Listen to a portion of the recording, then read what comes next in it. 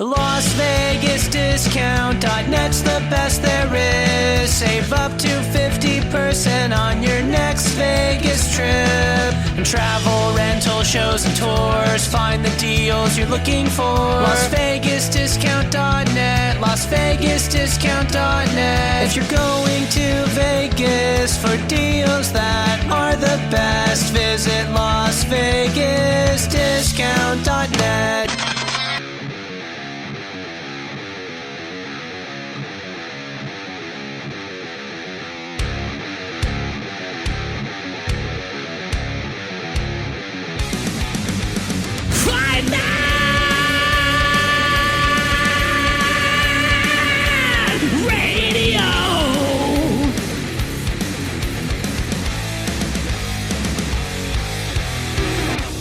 FightNetRadio.com with Andrew and Lee, talking boxing, combat, sports, comedy, football, and everything kick-ass. All on FightNetRadio.com. Fight Net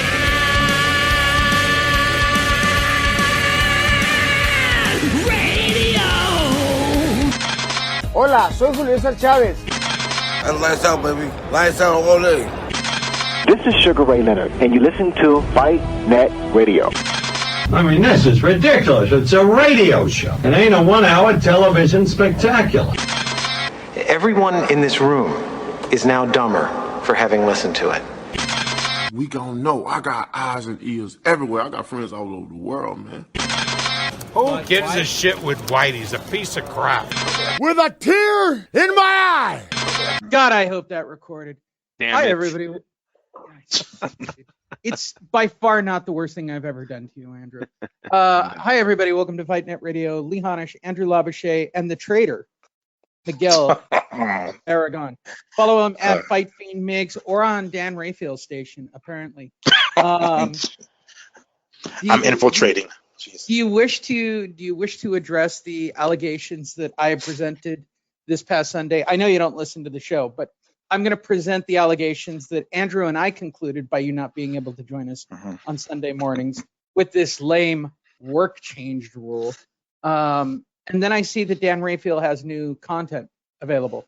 Okay. I'm not saying that it's possible that Dan could operate a camera or create content on his own. I'm just saying it seems a little sketchy and coincidental. Very coincidental. I do have a podium here in front of me. I will either confirm or deny those allegations. Close enough.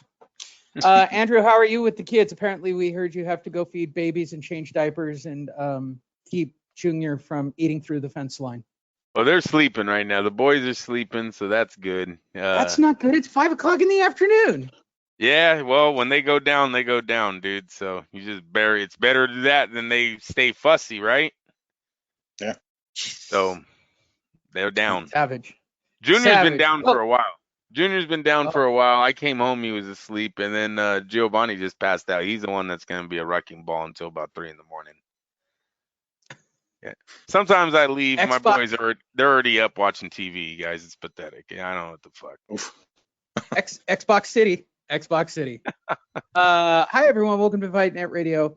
We are here to entertain you through the coronavirus. And as we've tried to continue with our tradition, this week we're doing the hypothetical, what if Conor McGregor actually fought Paul Malignaggi? And to do that, here's the teaser for all of you on the podcast and the broadcast platforms. I'm not going to put the audio of that on the podcast and the broadcast anymore because I've listened to it and it makes zero sense because we're physically watching something and it doesn't really work, just being honest. So we've decided we'll put a little bit of a teaser here at the beginning. All you got to do is go to fightnetradio.com, click on a button that says Facebook or YouTube. Gee, that's difficult. And watch the actual videos. They are uploaded within 24 hours of the recording or whenever I feel like getting around to editing the damn thing. For you people who are podcast people, especially shout out to our international correspondent, Sam Navajero, who's actually looking forward to this week's fights. Here is just some good old-fashioned clean audio for you. We have a couple of stories to cover. We'll go right out of the gate. Let's start off with we're reaching phase 1 on Friday. Okay, so we'll start right here. Phase 1 starts out Friday. They're hoping within the next couple of weeks they'll get to phase 2 and 3. I believe that sporting events fall in phase 4 or 5.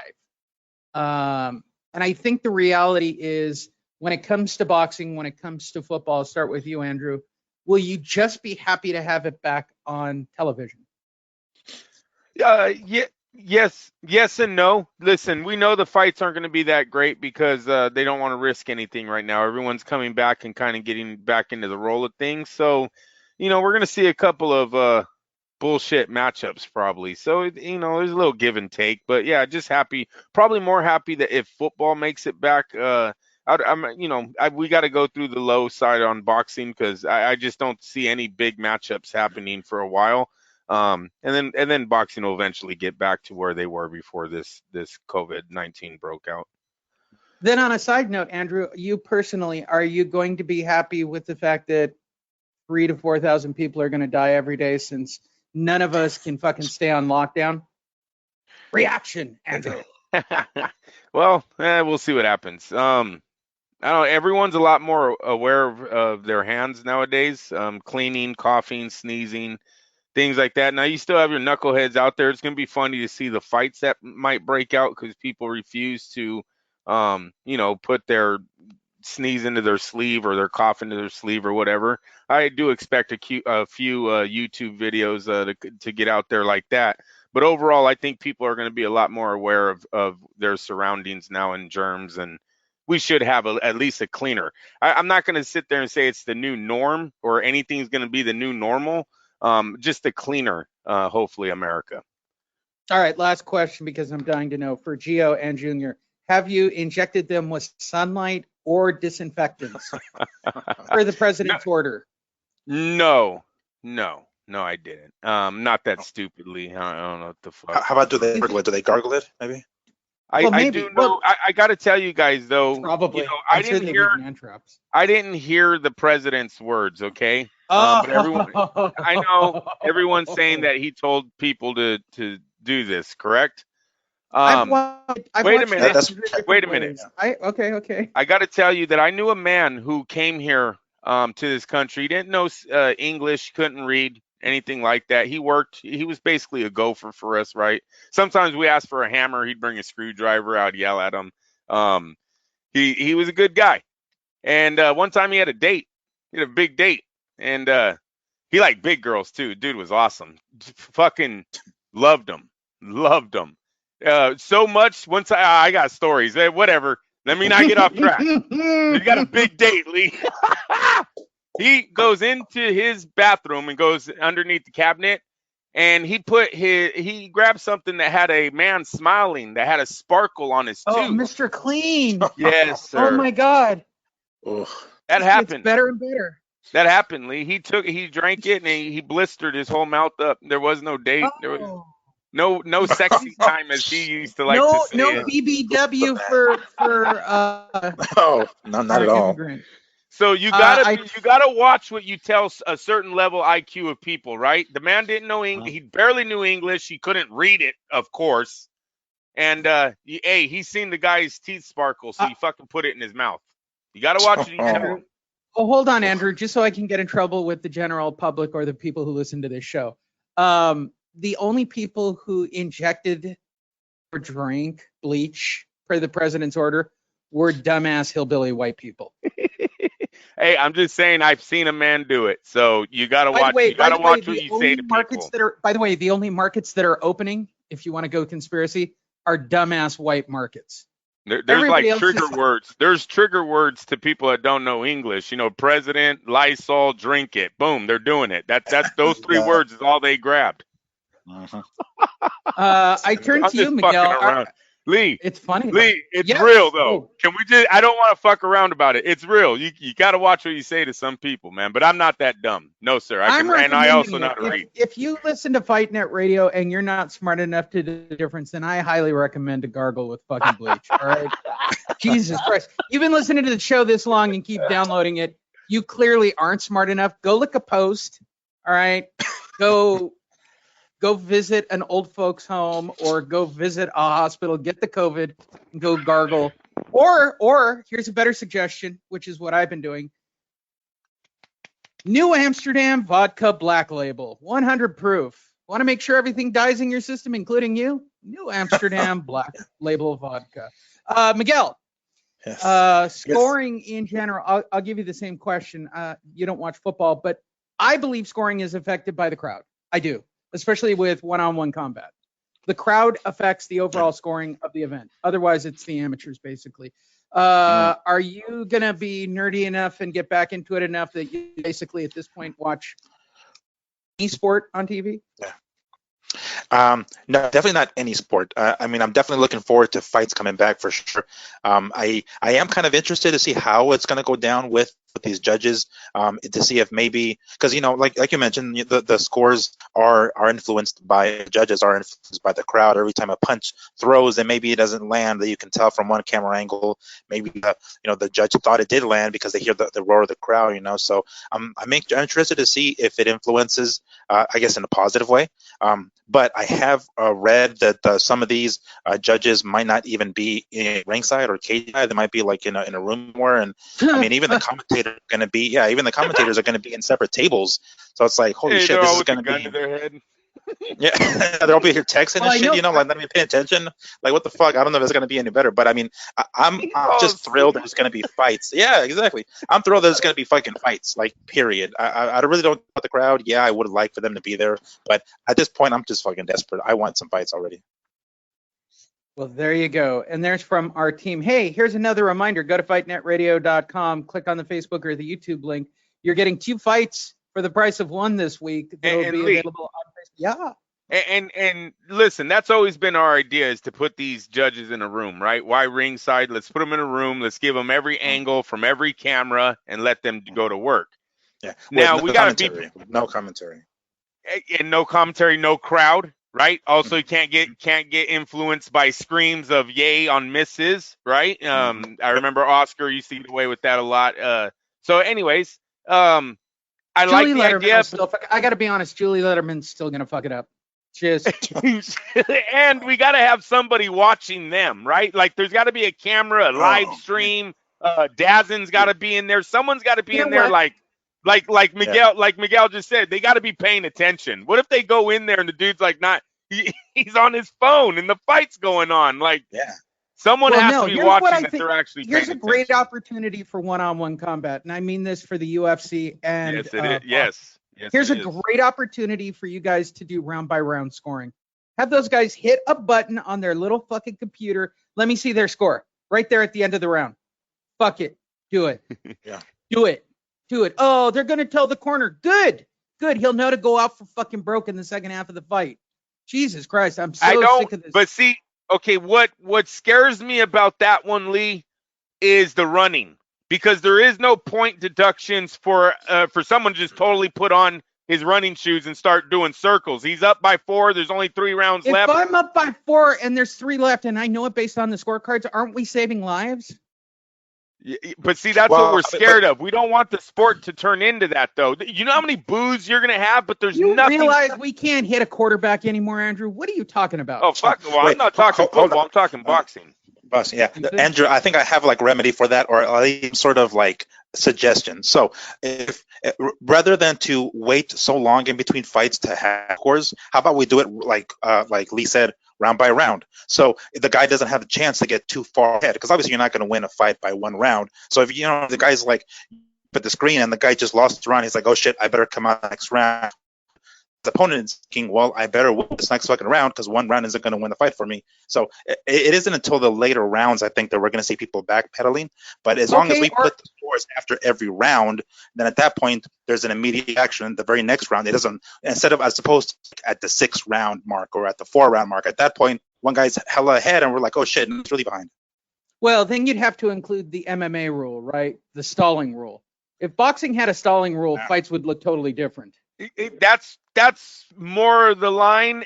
A stalling rule. Look, every round, that's good. With Vegas's influence on some of these cards, though, Floyd Mayweather's, the Oscar De La Hoyas, the guys that make money for the city, the Saul Alvarez's, they're going to put them a significant, give them a significant lead where I still think it turns the fight. Okay. I present this then, Andrew.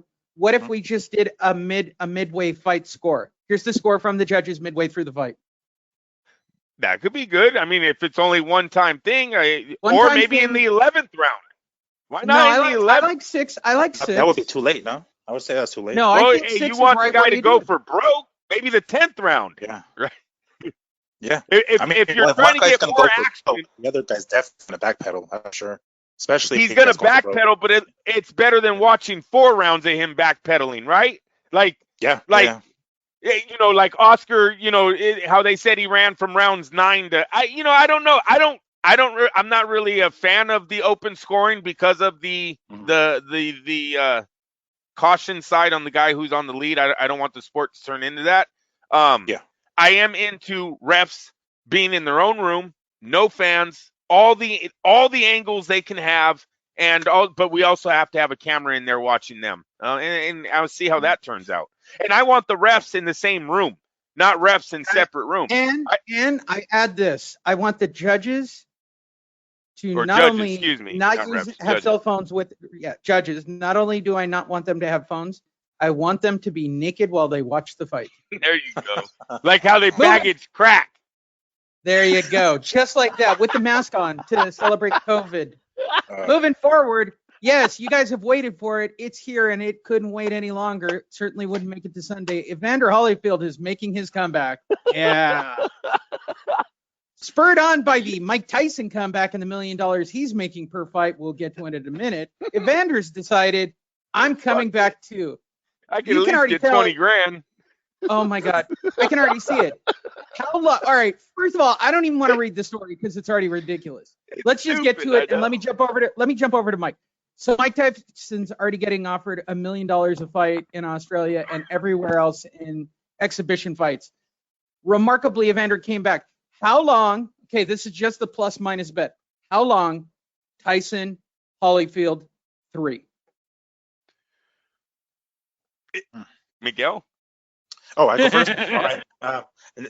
Not fat. I mean, they're going to have, I would assume, one fight just to kind of shake off any ring rust. I mean, I don't think they can possibly shake off all the ring rust at this point, but I suspect one fight, and then they're going to go immediately to the big ass cash grab. I do believe, yes. I think if that $1 million charity match is real, Tyson does it. If it gets 1 million views on stream, on TV, however they have people watch this thing, if it does great numbers, look for Mike Tyson to make a return for part 3 versus Holyfield. Sam Navajero, fire up your vehicle. I don't know how big the island you live on is. Did I say that? It didn't sound like proper English. But apparently it's in Australia for Mike Tyson to get $1 million. And if he does it, it will be in Australia. We will have to send Sam Navajero to go and get all the inside dope on that fight. And I don't know if you guys seen, I don't see his name up there, but now Ricky Hatton has put out a video. Mm-hmm. Yeah, he's dropped some weight already. All right. Let's start right there. What's up with Hatton? Fucking dropping weight. Looks like he still hit the bag. COVID's giving these old guys dreams, man. They're shadow boxing way too much, Lee. Shadow box. All of a sudden, they can knock out Deontay again. Look at Tyson. No, I wouldn't want to get hit with this still, though. I know it's only like 8 seconds. It might be the only combo he can throw, but nah, he takes your head off still.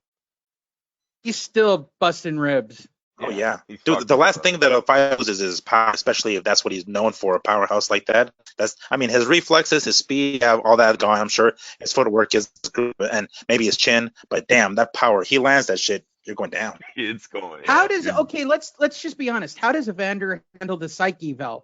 Like, he can't answer in full sentences. I mean, I'm not being a dick about it.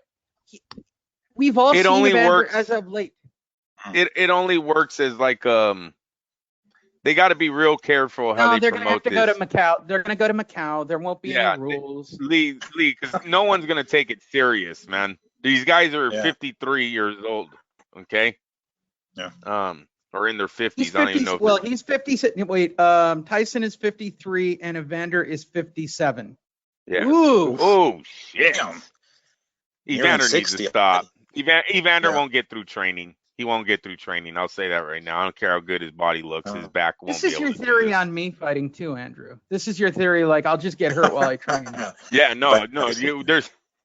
There's a certain level of athlete you have to be to compete in a fight, and at 57 years of age, I just don't think he has it anymore. With all the wear and tear on his body already, the lifting and the fighting and that he's done since for what 30 years, 30 plus years. Wait, let's throw Shannon Briggs into the mix. He's got to be 50. I mean, look, I see a senior tournament happening here.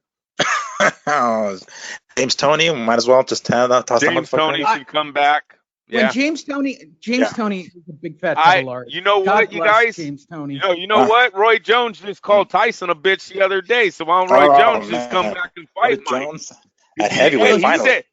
He said Mike didn't want to fight him, that he was offered money and he didn't want it. So to me, he's calling Mike a bitch. Hey, we can just say that right now.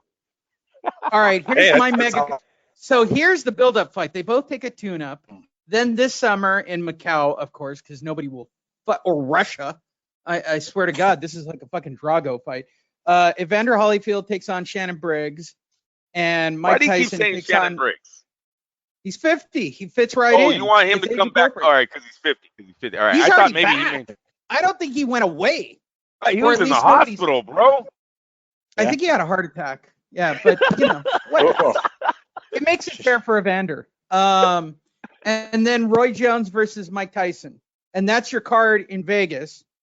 And then at the end of the year, you go mega fight, winner versus winner of the eliminator of the senior circuit. And of course, there's got to be a Mauricio Suleiman senior WBC. What would they call it? It would probably be the silver belt. We got to call it executives. The legend. Call it executives. That's how they do it in jiu-jitsu tournaments. Oh my gosh. Hey, you know what? Gosh. Can we doubt that Bernard would come in even as a light heavyweight and still school everybody? I think Hopkins joins this tournament, dude. He wouldn't let this by. To get his hands on Roy Jones and James Toney again, I don't think, or not James Toney, but he wanted to fight him. They never fought. I think Hopkins comes back. If this got real, I could see Dr. Steelhammer making a run at it. He's got to be 50 or 51 right now. Yeah, even like Lennox Lewis, we can get Lennox in.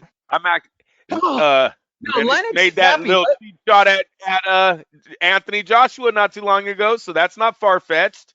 Remember he told the young lion to calm down, or whatever he told Anthony Joshua the other day. So, oh man, this sounds interesting now. I like these matchups. I'd still watch Bernard Hopkins, James Toney. I give a fuck.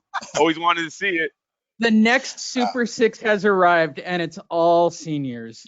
Oh my God. Oh jeez. Brought to you by AARP. James Toney be so fat, smoking a cigar. On the way to the ring. On his way to the ring. Oh my God. Wow. All right, everybody. Here's your last warning. This was your little podcast show. You guys got that little tidbit. Go to fightnetradio.com, click on the Facebook link, the YouTube link, and you guys can watch the videos we're about to do. On behalf of all three of us, stay safe, stay healthy, and if you're too stupid and you are debating drinking bleach, drink bleach. Please do. We will talk to you guys on Sunday. Hi, everybody. Welcome to Fight Net Radio. Lee Hanachan, Guadalupe, Miguel. Fight Net Radio!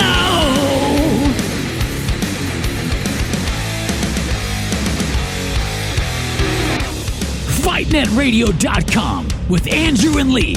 Talking boxing, combat, sports, comedy, football, and everything kick-ass. All on FightNetRadio.com. Fight Net!